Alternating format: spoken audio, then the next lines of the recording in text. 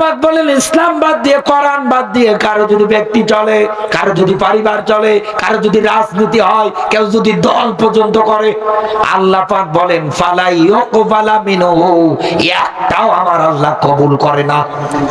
আহুয়া feel আখিরাতি মিনাল খাসিরিন। আর এই লোকগুলো কিয়ামতের ময়দানে ক্ষতিগ্রস্তের কাতারের মধ্যে দাঁড়াবে। গাজীপুর বাসী এবার মেলান, আল্লাহর কোরআনের অন্য আয়াত বলছি দুনিয়ায় আপনি কেন সৎ কাজে আদেশ দেবেন? কারণ আল্লাহর ব্যাখ্যা কুনতুম খায়রা উম্মাতিন উখরিজাত লিন-নাস। আল্লাহ পাক বলেন আমি তোমাদেরকে মানুষের মধ্য থেকে শ্রেষ্ঠ করে বের করেছি। কেন জানো? এই দুনিয়ার ময়দানে তোমরা সৎ কাজে আদেশ দিবা আর অসৎ কাজগুলোতে বাধা দিবা। এই বাংলাদেশে আমার দৃষ্টিতে একটা মাত্র সংগঠন জীবন বাজি রেখে সৎ কাজগুলোর আঞ্জাম দেয়, সেটাই বাংলাদেশ জামাত ইসলামী। হাসতে হাসতে জীবন দেবে, এরপরেও বাতিলের কাছে মাথা নত করবে না। এই সমাজে তারা কোনোদিন কোন জায়গায় কোন গান বাজনা অশ্লীল লিপ্ত দৃশ্য সাপোর্ট করবে না, কারণ তারা জানে ফাকাদ দাল্লা দালালাম বাইদা, এগুলো আল্লাহর পথ থেকে মানুষদেরকে দূরে সরে নিয়ে যাওয়ার মাধ্যম।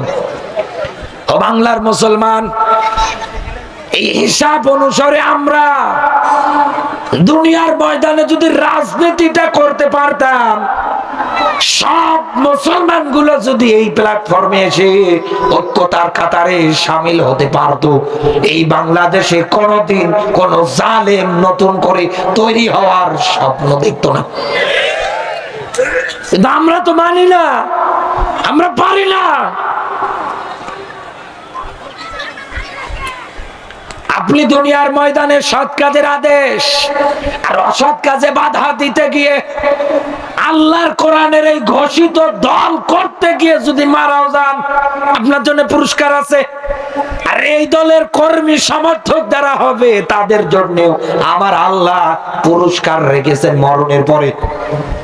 কারণ রাসূল জানিয়েছেন আল্লাহর পথে লড়তে গিয়ে কোন মানুষের শরীর থেকে এক ফোঁটা রক্ত যদি জমিনে পড়ে, আমার আল্লাহ সঙ্গে সঙ্গে তার জীবনের অপরাধগুলো মাফ করে দেয়।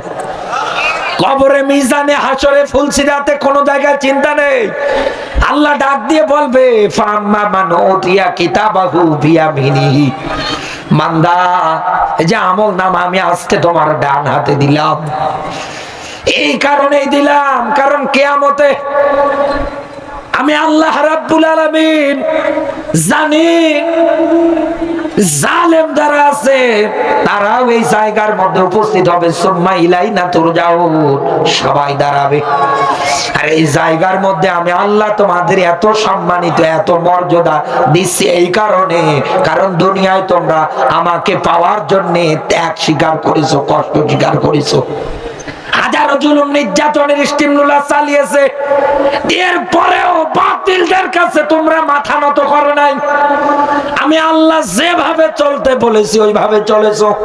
এই জন্য আমার তোমার ক্ষেত্রে ব্যাখ্যা ফাসাউফা ইউহাসাবু হিসাবা ইয়াসিরা, আমি আল্লাহ আজকে তোমার হিসাবটা পর্যন্ত একেবারে সহজ করে দিলাম।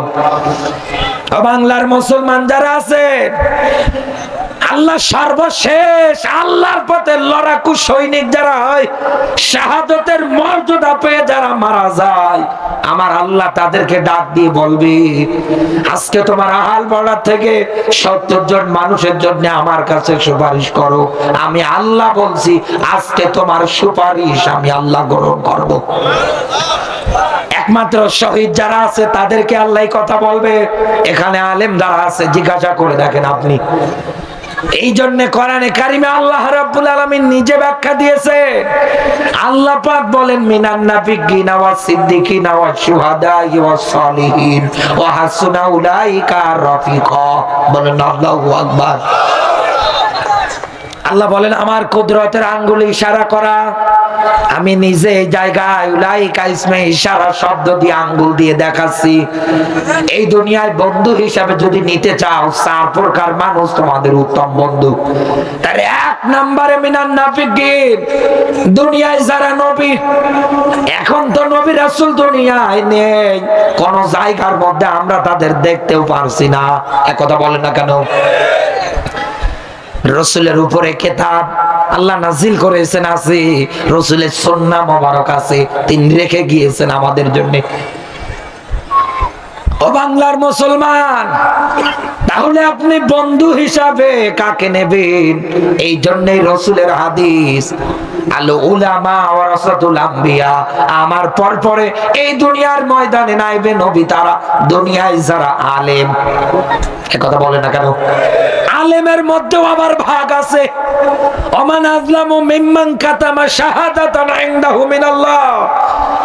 এই দুনিয়ার ময়দানে আলেম তো ওটা না যে কোরআনের হক সত্য কথা জানার পরেও গোপন করে দেয়, এটা সবচাইতে বড় জালেম দুনিয়ায়। এরকম জালেমের পিছনে নামাজ হবে না, কারণ আল্লাহ ওকে লানত দেয়, ওর একটা রুকু, একটা সেজদা, একটা তাসবিহ আল্লাহ কবুল করে না। বাস্তবতা তো এটাই। কিন্তু আজ আমরা এই দুনিয়ার ময়দানে আলেম চেনার ক্ষেত্রে অনেক মানুষ আছে ভুল করে, কানে হাত দিয়ে কত মানুষকে দেখবেন শুধু কবরের নিচে ওয়াজ করবে। আরে ভাই, জমিনের উপরে দাও দাও করে আগুন জ্বলে, এই আগুন আগে আপনাকে নেভানো লাগবে। আপনি এগুলো না বলে, সমাজে সুদ চলছে একাধারে, ইয়া আইয়ুহাল্লাযীনা আমানু লা তাকুলুর রিবা, আল্লাহ পাক বলেন চক্রবৃদ্ধি আর সুদ খাবে না। আজ হাজারো পরিবার ধ্বংস করে দিচ্ছে, এই সুদের কারণে হাজারো পরিবার নষ্ট হচ্ছে। এক কথা বলে না কেন? রাসূল জানিয়েছেন আপন মায়ের সঙ্গে জিনা করার মতো অপরাধ। আর সমাজের মধ্যে ঘুষ দিয়ে, আজ দুর্নীতি দিয়ে, আজ চাঁদাবাজি দিয়ে একাধারে ভরে যাচ্ছে, আর ইনি কানে হাত দিয়ে শুধু কবরের নিচে ওয়াজ করে। আপনি এগুলো বন্ধের জন্য মুসলমানদের মাঝে ব্যাখ্যা দেন, যেগুলো বন্ধ করা লাগবে একাধারে। আপনি এগুলো বলতে পারেন না। আপনাকে বলছি বন্ধু, বন্ধুর তালিকায় যদি আপনি কাউকে বেছে নিতে চান, তাহলে 1 নম্বরে ওই মানুষকে নেওয়া লাগবে যে মানুষ কোরআনের কথা বলতে গিয়ে কোনো বাতিলের রক্তচক্ষুকে ভয় করে না।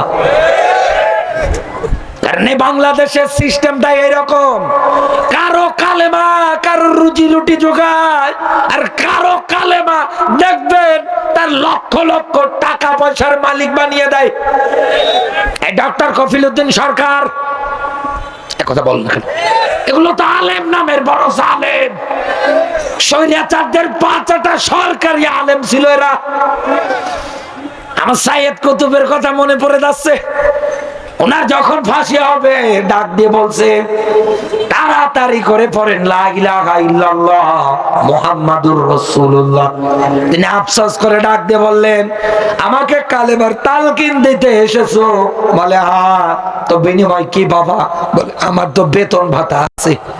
বলছে বড় আশ্চর্য বিষয়, আমি কালেমার ব্যাখ্যা লেখার কারণে জেলখানায় আমাকে কিছু সময়ের মধ্যে ফাঁসিতে ঝোলানো হবে, আর একই কালেমার তালকিন দিয়ে তুমি বেতন ভাতা পাও।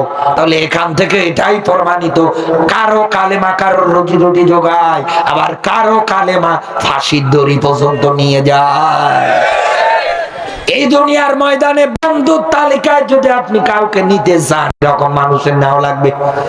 2 নম্বরে সিদ্দিকিন, 3 নম্বরে শুহাদা, 4 নম্বরে সালিহিন।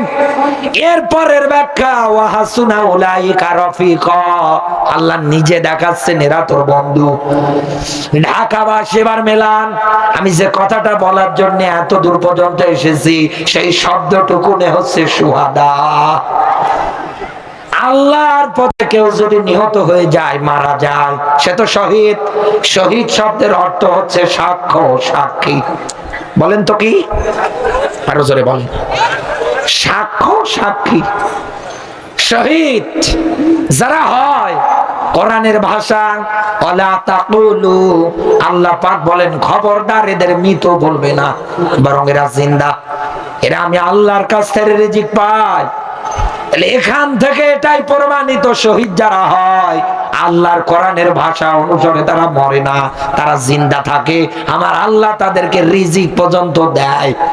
কিন্তু বাস্তবতায় দুনিয়ায় আমরা তো তাদেরকে জীবিত পাই না, তারা তো মারা যায়। এক কথা বলেন, তারা তো মারা যায়। একটা মানুষ যদি শাহাদতের মর্যাদা পায়, তাকে বিনা গোসলে দাফন করানো হয়, কবরের মধ্যে রেখে আসা হয়। দূর দূরান্ত লোকজন এসে তার কবরের মধ্যে মাটি দিয়ে দিয়ে যায়। তাহলে এই জায়গার মধ্যে আমার প্রশ্ন এখন আপনার কাছে, আল্লাহ যে বললেন বন্ধু হিসাবে 3 নম্বরের শহীদরা তোর বন্ধু হবে, এখন আল্লাহর ভাষায় সে তো জীবিত থাকে, কিন্তু বাস্তবতায় সে যদি মারা যায়, সে শাহাদত পেয়ে হোক আর যে অবস্থায় হয় হোক, তাকে আমরা কবরে রেখে আসবো।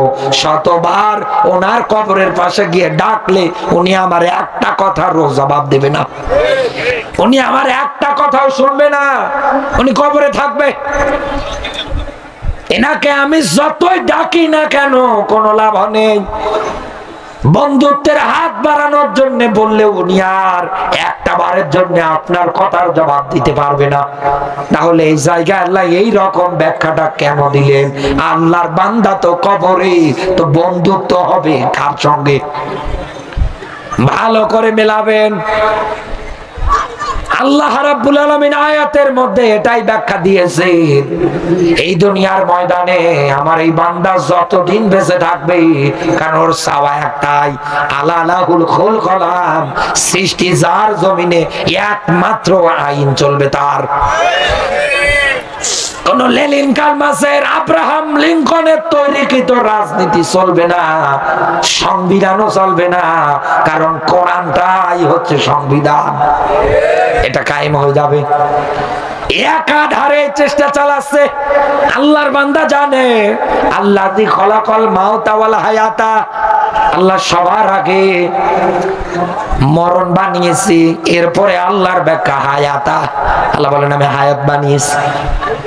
যেই লোকটা ইসলামী আন্দোলন করে, যেই লোকটা কোরআন প্রতিষ্ঠার জন্য ভূমিকা রাখে, এই লোকটা দুনিয়ায় জানে কখন কোন জায়গায় আমাকে জালেমেরা বিনা কারণে দুনিয়ার থেকে বিদায় করে দেবে, আমি নিজেও জানি না।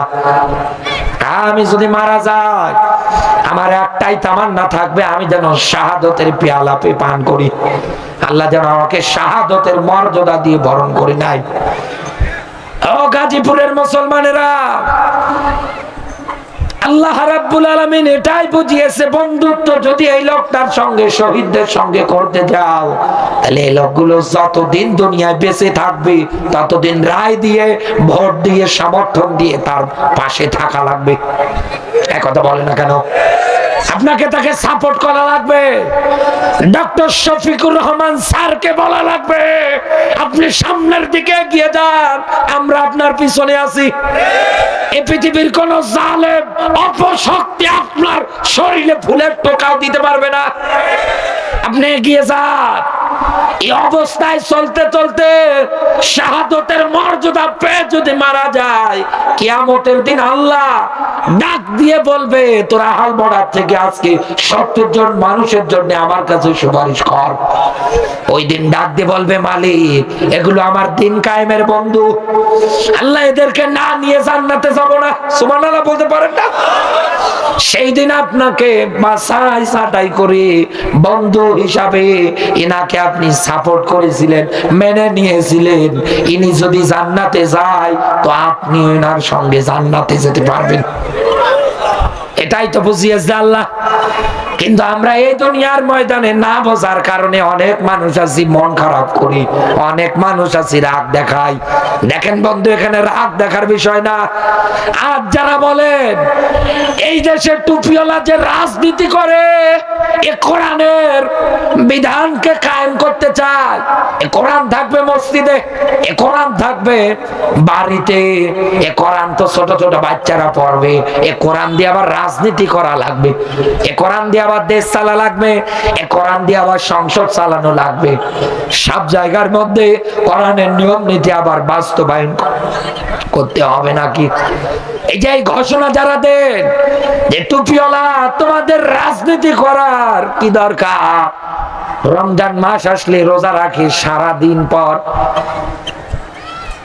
তারাবির নামাজ পড়িয়ে দেবেন, একাধারে মানুষের বাড়ি গিয়ে মিলাদ পড়াবেন, আপনারা এই করবেন। এ কোরআন দিয়ে আবার দেশ চালানো লাগে আপনাদের। আপনারা তো চেয়ারের লোভে রাজনীতি করেন। কত মানুষ আছে একাধারে এই কথা বলছে যে কোরআনের সঙ্গে রাজনীতির কোনো সম্পর্ক নেই। সাতা মরিয়ে যাচ্ছে, না জানি কবে মরিয়ে যায়, একথা বলেন। এরপরেও দেখেন ধোনার মুখে ওই কথা। আল্লাহ পাক বলেন আল হাকুমুত তাকাসুর, দুনিয়ার ধন সম্পদ টাকা পয়সা প্রাচুর্য এগুলোর পিছনে তোমরা ছোটাছুটি করবে না, দৌড়াদৌড়ি করবে না। আমাল হায়াতুদ দুনিয়া ইল্লা মাতাউল গুরুর, দুনিয়ার জীবন খেল তামাশা রং তামাশা ছাড়া আর অন্য কোনো কিছু না। গাজীপুরবাসী, এই দেশে যারা কোরআনের কথা শোনার পরে বলে, কোরআন দিয়ে দেশ চালানোর কথা শোনার পরে যারা বলে কোরআনের সঙ্গে রাজনীতির কোনো সম্পর্ক নেই, প্যান্টে পোশাক করে দেবে, এই আয়াত দুটো পড়তে পারবে না। এক কথা বলে না কেন? আর যে টুপিওয়ালাদের দহমত দেন, অপবাদ দেন, প্রতিদিন তারা সকালবেলা উঠে উঠে কোরআনে কারিমের আয়াতটা সুন্দর করে করে তিলাওয়াত করে, আর আপনি তাদেরকে বলেন টুপিওয়ালা তোমরা চেয়ারের লোভের রাজনীতি করো। আরে ভাই, আপনাকে বলছি এই দুনিয়ার ময়দানে কোরআনের রাষ্ট্র যারা গঠন করতে চায় তারা কোনোদিন চেয়ারের লোভে রাজনীতি করে না।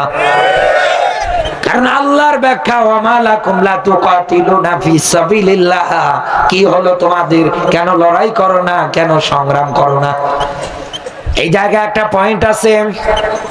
আজ যারা নিজেকে ইমানদার পরিচয় দেন, মাথার মধ্যে টুপি আছে, মুখে দাড়ি রেখে এই দুনিয়ার ময়দানে ইবাদত বলতে শুধু নামাজ, রমজান মাসে রোজা, যাকাত আর হজকে মেনে নিয়ে একাধারে চলেন, উদখুলু ফিস সিলমি কাফা, এই আয়াত যারা অস্বীকার করে আছেন, একাধারে নিজেকে সব জায়গার মধ্যে ইমানদার পরিচয় দিয়ে যাচ্ছেন, ইসলামী আন্দোলন বাদ দিয়ে। আমি আপনাকে বলছি বন্ধু, এই দুনিয়ায় নিজেকে যদি ইমানদার বলে আপনি পরিচয় দেন, তাহলে আপনার দায়িত্ব কর্তব্য আল্লাহ নিজে উঠিয়ে দিয়েছে, আল্লাযীনা আমানু ইউকাতিলুনা ফি সাবিলিল্লাহ। আল্লাহ পাক বলেন দুনিয়ায় যারা ইমানদার ওরা লড়াই করে, সংগ্রাম করে কার পথে? আরো জোরে বলেন। ইমানদাররা কেন লড়াই করে?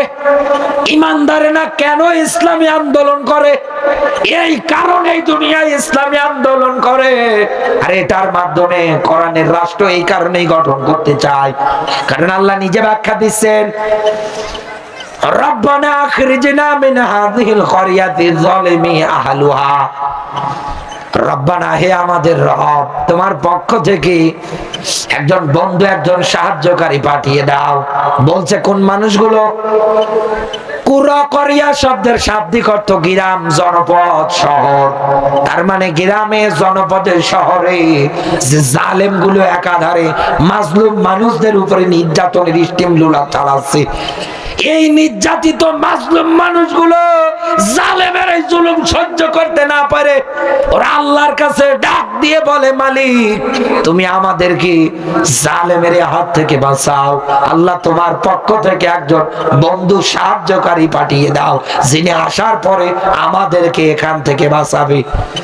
এই আয়াত অনুসারে বলছি, এই দুনিয়ার ময়দানে ইসলামী আন্দোলন যারা করে, কোরআন প্রতিষ্ঠার রাজনীতি যারা একাধারে এই দুনিয়ার ময়দানে চালিয়ে যাচ্ছে, তারা দুনিয়ায় মাজলুম মানুষদের অধিকার আদায়ের জন্য রাজনীতি করে।